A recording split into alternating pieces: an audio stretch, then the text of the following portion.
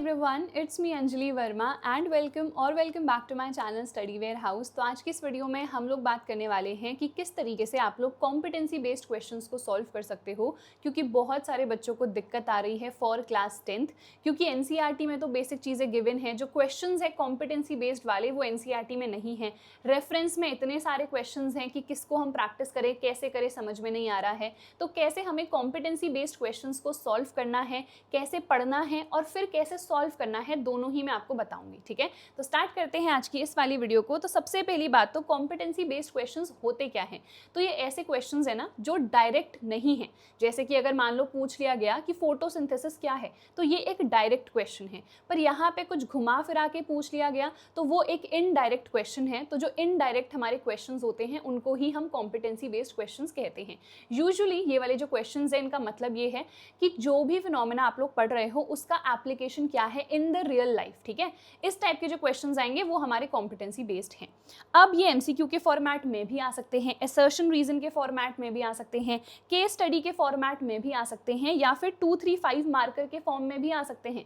तो ऐसा नहीं है कि सिर्फ आपके एमसीक्यूज, असर्शन रीजन और जो केस स्टडी है वही कॉम्पिटेंसी बेस्ड है। नहीं, इवन आप लोग अगर सैम्पल पेपर देखोगे ना, कितने सारे कॉम्पिटेंसी बेस्ड क्वेश्चंस जो हैं वो 2 मार्क में, 3 मार्क में आ रखे हैं ऑलरेडी। ठीक है, तो इसीलिए कॉम्पिटेंसी बेस्ड क्वेश्चंस की वेटेज 50% है। काफ़ी ज़्यादा कॉम्पिटेंसी बेस्ड क्वेश्चंस आ रहे हैं, तो हमें अच्छे तरीके से प्रिपेयर करना है सो दैट ऐसा ना हो कि बाकी के डायरेक्ट वाले तो कर लिए पर जो इनडायरेक्ट क्वेश्चंस हैं वो हम लोग सॉल्व ना कर पाए। ठीक है, तो कैसे पढ़ना है मैं बता देती हूँ। सबसे पहले देखो, बेस लेवल तो हमारा एनसीईआरटी ही है, तो एनसीईआरटी के जितने टॉपिक्स हैं वो तो आपको करने ही करने हैं।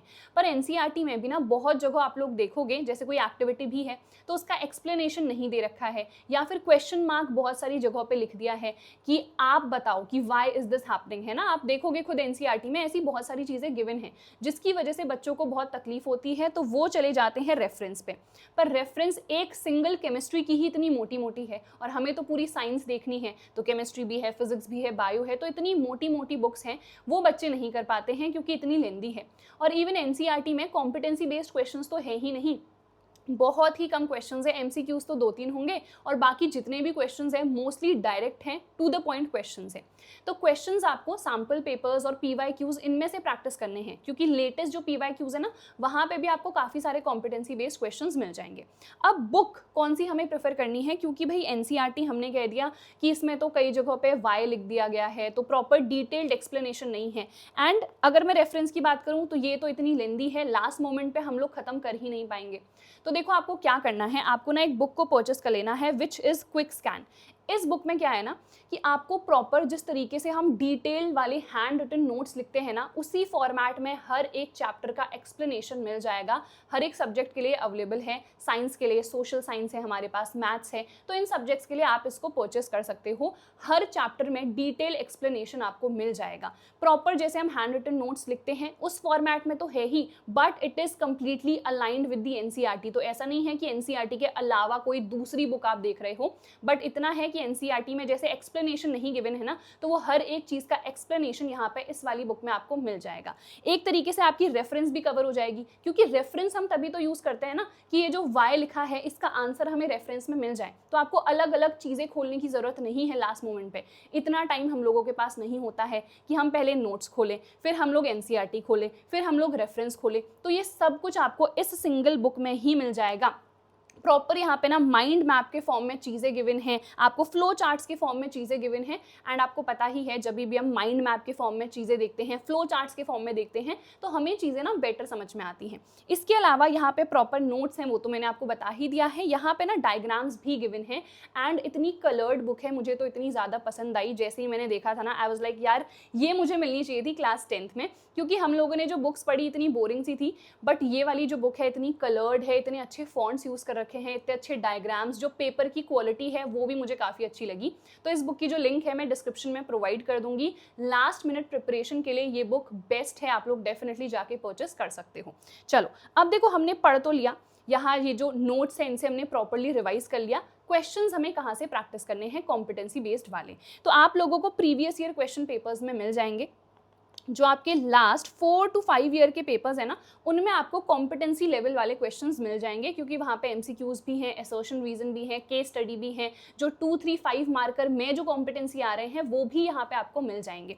इसके अलावा आपको सैम्पल पेपर्स डेफिनेटली प्रैक्टिस करने हैं, एटलीस्ट 5 to 10 सैम्पल पेपर्स तो आपको प्रैक्टिस करने ही करने हैं, क्योंकि अभी थोड़ा सा हमारा पैटर्न भी चेंज हो गया है कि फिजिक्स अलग है, केमिस्ट्री अलग है, बायो अलग है।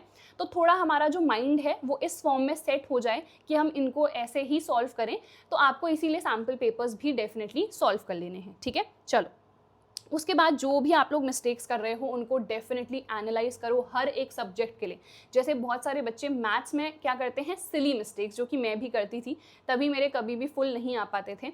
तो सिली मिस्टेक्स आपको नहीं करनी है। और ये सिली मिस्टेक्स क्या होती हैं, जब हम लोग कोई कैलकुलेशन गलत कर दें, जैसे आई रिमेंबर 2 की पावर 5 को मैंने पता नहीं क्या लिख दिया था। ठीक है, तो ये छोटी छोटी जो मिस्टेक्स होती है ना, ये आपको नहीं करनी है। और ये सिली मिस्टेक्स कब अवॉइड होंगी, जब आप ज़्यादा से ज़्यादा प्रैक्टिस करोगे। जितना ज़्यादा प्रैक्टिस करोगे ना, उतना आपके लिए ही बेटर रहेगा। ठीक है, तो प्रैक्टिस करो, जो भी मिस्टेक आप कर रहे हो, जैसे सिली मिस्टेक वाला है तो आप कैलकुलेशंस जो है बार बार करो। ठीक है, खुद से कैलकुलेशन करो, ये नहीं कि हाँ चलो कैलकुलेशन हो जाएगा, आंसर आ जाएगा एंड हम प्रैक्टिस नहीं करते हैं, तो ऐसा आपको नहीं करना है। प्रॉपर जो कैलकुलेशन है ना, वो भी आपको करनी है। जब तक आपका जो आंसर है वो आपका फाइनल तक नहीं आ जाता, तब तक आपको, इवन जब आप खुद से प्रैक्टिस कर रहे हो ना, तभी भी आपको पूरा फाइनल आंसर तक निकालना है। ठीक है, हाँ, जब आप रिवीजन कर रहे होगे तब आप ऐसा कर सकते हो कि चलो ठीक है, अभी सिर्फ रिवाइज कर रहे हैं तो जल्दी जल्दी से सॉल्व कर लेते हैं, बट क्योंकि अभी हमारे पास टाइम है ना, तो अभी आपको डेफिनेटली ये जो कैलकुलेशन है इसको भी प्रैक्टिस करना है, सो दैट कोई कैलकुलेशन मिस्टेक ना हो और आपकी जो कैलकुलेशन स्पीड है वो भी इंक्रीज हो सके। इसके अलावा आपको रिविजन डेफिनेटली करना है। एग्जाम के पहले हमें रिविजन ही करना होता है। हाँ, कुछ बच्चे हैं एकदम लेजेंड वाले जो उसी के एक दिन पहले ही पढ़ रहे होते हैं, तो उनके लिए तो ये वाली बुक डेफिनेटली है ही। यहाँ से सब कुछ पढ़ लोगे ना तो ईजिली आपका काम हो जाएगा। बट जो बच्चे अच्छे तरीके से रिविजन करना चाहते हैं, पहले तो पढ़ लिया था पर अब टाइम नहीं है कि इतनी सारी बुक्स खोल के बैठ जाएं, तो मैंने आपको एक बुक रिकमेंड कर दी है, आप लोग इसको डेफिनेटली अपने लिए परचेस कर सकते हो, link is in the description. तो कॉम्पिटेंसी बेस्ड क्वेश्चंस आपको कैसे सॉल्व करने हैं, आई होप आपको समझ में आ गया होगा। सबसे पहली बात, आपका जो कॉन्सेप्ट है वो क्लियर होना चाहिए। तो जितने भी टॉपिक्स है ना, आपको डिटेल में स्टडी करने हैं। अगर एनसीईआरटी में वाई लिखा है तो वो ढूंढो खुद से कि वाई क्यों है, क्या रीजन है कि ये चीजें हो रही हैं। ठीक है, तो कॉन्सेप्ट आपको पहले अच्छे तरीके से पढ़ लेना है, क्योंकि कॉन्सेप्चुअल क्वेश्चंस आपके बहुत सारे आ रहे हैं। इसके अलावा आपको क्वेश्चंस डेफिनेटली प्रैक्टिस करने हैं। सिर्फ और सिर्फ रीडिंग करके, सिर्फ और सिर्फ नोट से पढ़ के आपके नंबर डेफिनेटली नहीं आएंगे। क्वेश्चंस आपको प्रैक्टिस करने ही पड़ेंगे। बहुत सारे बच्चे कमेंट्स में यही लिखते हैं कि हम ये सब कुछ कर रहे हैं फिर भी नंबर नहीं आ रहे हैं। तो नंबर इसीलिए नहीं आ रहे हैं क्योंकि आप लोग प्रैक्टिस नहीं कर रहे हो ना। क्वेश्चन प्रैक्टिस करना इज वेरी इंपॉर्टेंट। पहली बारी जब आप देखोगे तो ऑब्वियसली बहुत सारे ऐसे क्वेश्चन होंगे जो आप लोग नहीं सॉल्व कर पाओगे, दैट इज कंप्लीटली फाइन। जैसे ही आप उस क्वेश्चन को देख रहे हो, आपको लग रहा है कि यार ये मुझे नहीं आ रहा है, कोई बात नहीं, आप उसका सोल्यूशन देखो, उसके बाद सोल्यूशन देख के सॉल्व करो। एंड जब आपका ये हो गया तो उसके बाद ना खुद से आप लोग इसको सॉल्व करना कि क्या मैं इसको अब बिना देखे सॉल्व कर पा रही हूँ या फिर नहीं।